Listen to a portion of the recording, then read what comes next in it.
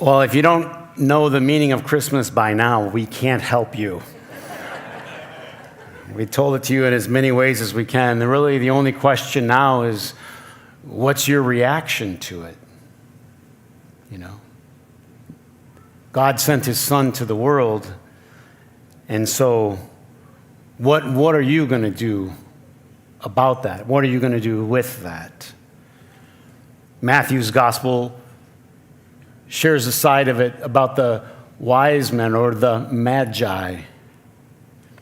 Matthew chapter 2, Jesus was born in Bethlehem in Judea during the time of King Herod.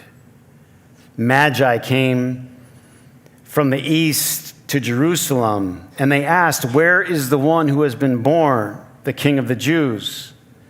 We saw his star in the east, and we have come to worship him." Really, when Matthew tells his story, he right in the beginning sets up two sides, two reactions to Christmas, two reactions to the birth of Christ. It's the Magi and King Herod. And really, everybody today, you and I, we have a reaction. Now, I think Christmas is certainly one of the most popular holidays in America, and so people get swept up in the big story. But I fear sometimes the only reaction that people have is that it's a sentimental one. Isn't that nice? Or sometimes people trivialize it and say, well, that's nice for you guys. Why don't you guys go to church and then we'll meet you later? But if you read this story, these magi come from all the way across the desert. And the reason they came was because they saw a star. Something bigger and brighter. And if I could share anything with you tonight, I would like to share this. Everybody needs to decide in their life what's going to be their shining star. That is today, what's going to be your true north? What's the thing that grabs your attention? The wise men are looking up. And when they look up, they see the star, and this is representative of the person that takes with their life and says, you know what, I have to put God in the most important place in my life, the highest place. Jesus went on to teach us that no one can have two masters. You will love one or despise the other. That you have to come to a point in your life and you have to decide what will occupy the high place in my life. These magi look up and they see the star. And the star leads them to the baby, guides them to Bethlehem. And I would dare say this, if you would dare to look up, God would guide you as well. And I realize we are in a society that is growing more and more secular, and a lot of people would say, well, you know, that's nice for the kids, you know, Chris, that's nice for the kids, but come on, I have a job. I got real responsibilities. I can't be carried along by these things. The Magi make this unbelievable journey through the desert. We portray them as coming on camels. We don't really know. It never says camels, but camels would have been the best scenario. All the way across the desert, they make their way because they saw something that was significant. And the first thing I would say to you is this. If you get to the place in your life where you finally decide to follow Christ, to follow that star, it's the greatest gift that you will ever have, to know that you're on a path.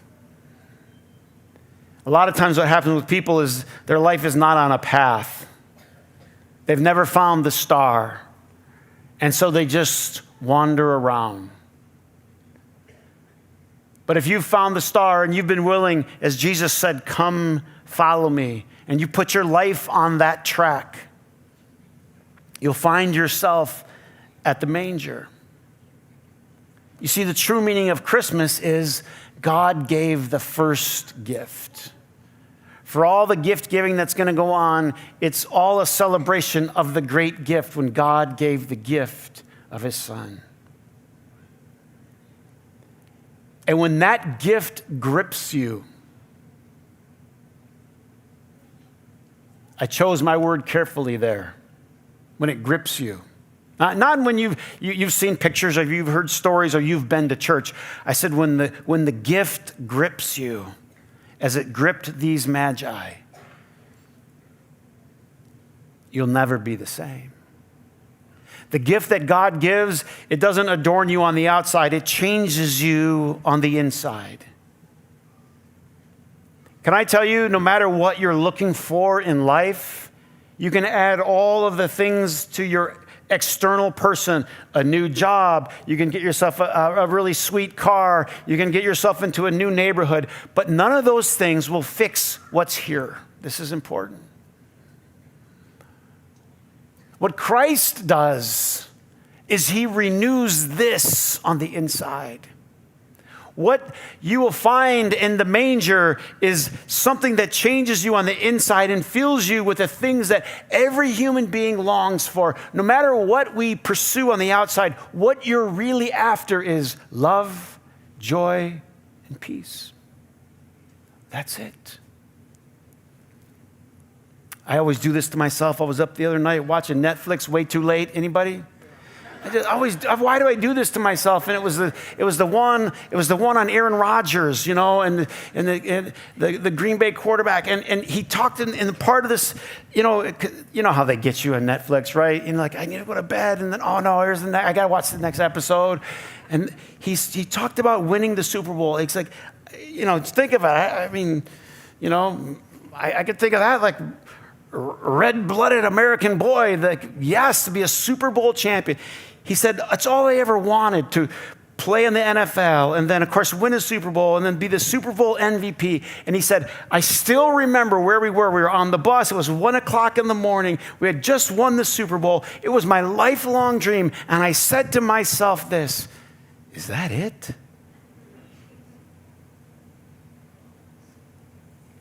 He was waiting for some kind of a feeling that he thought he was going to have.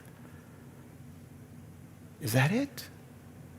And he knew from that moment on that this was not going to be the thing that was going to fill what was going on in here. There is no amount of money.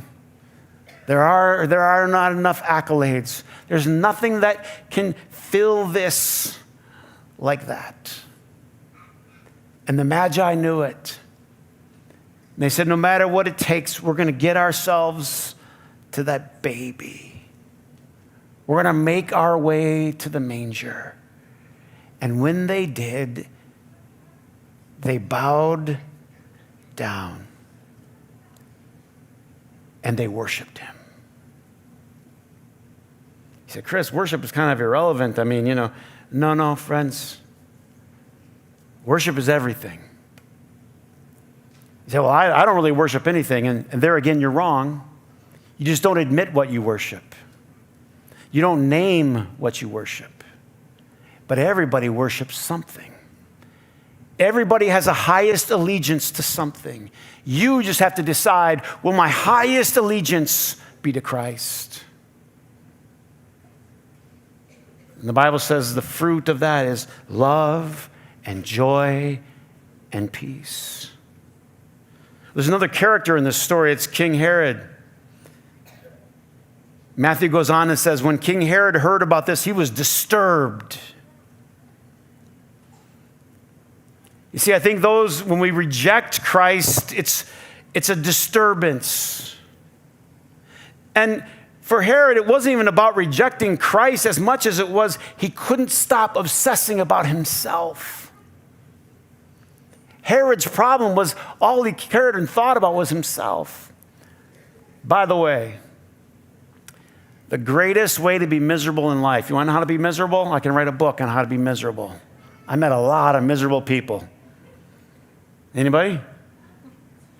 The greatest way to be miserable is just obsessed with yourself. Think about yourself all the time. In fact, I think, I don't want to step on too many toes here, but anybody ever get hurt feelings around the holidays? One of the reasons we get hurt feelings is because we, in our mind, get the holidays all built up. Here's how it's going to be. It's going to be perfect. The house is going to be perfect. The kids are going to be perfect. Everybody's attire is going to be, everyone's behavior is going to be perfect. The food's going to be perfect. And then it all starts coming unraveled.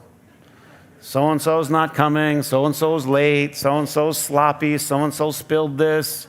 You with me? And if you live in this bubble of expectation, the only place to go is what?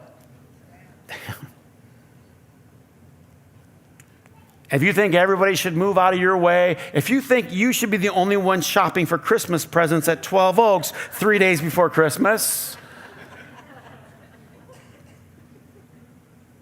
See, Herod's easy to hate in the story. Because if you read the whole story, he tells the Magi, he goes, now when you go worship the baby, I want to worship him too. So come let me know where he is. Herod's furious that anyone else would be worshiped. Herod's furious that anyone else would be referred to as a king. But Herod represents that little secret part of us the Bible calls sin. Selfishness that won't let go. I mean, the truth be told, there's a little bit of Herod in all of us. And so the story contrasts Herod in his maniacal ways. And when the Magi are warned that don't go back to Herod, they went home on another route. Herod finds out, he's furious, and you know the rest of the story, the slaughter of the innocents. He sends his troops to Bethlehem to wipe out all of the children of a certain age. See, when you're obsessed with yourself, when you're living only on your ego, you're miserable. You're resentful. You're bitter. You're lonely. You're afraid. But God made you for so much more than that.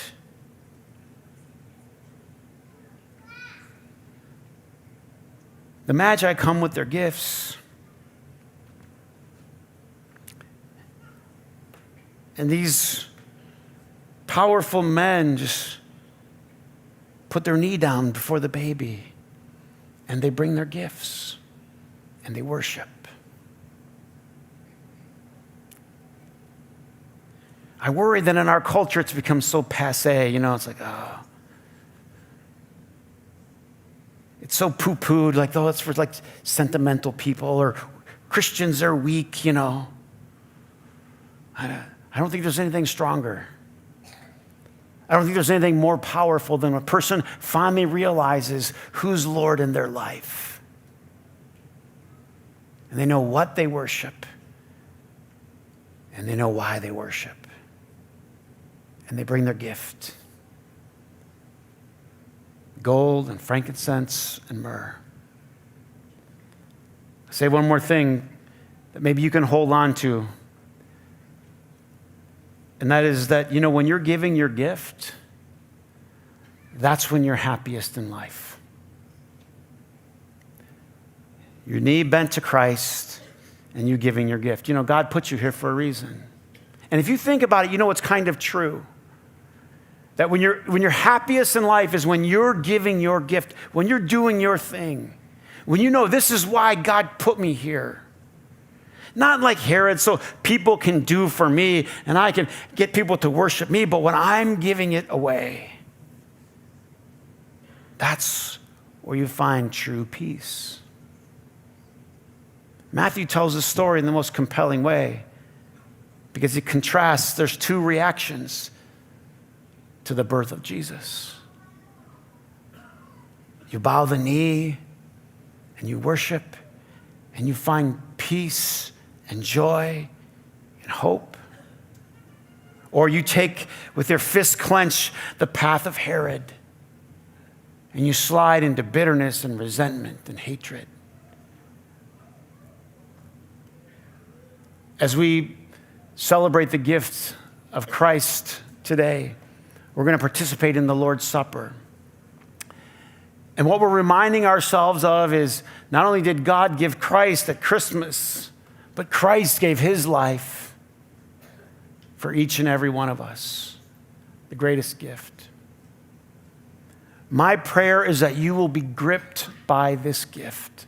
At some point in your life, you will see not only the cradle, but you will see the cross, and you will realize that that's ultimate love, that's ultimate sacrifice.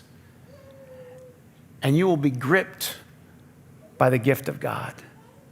Or as Paul wrote in 2 Corinthians, thanks be to God for this indescribable gift.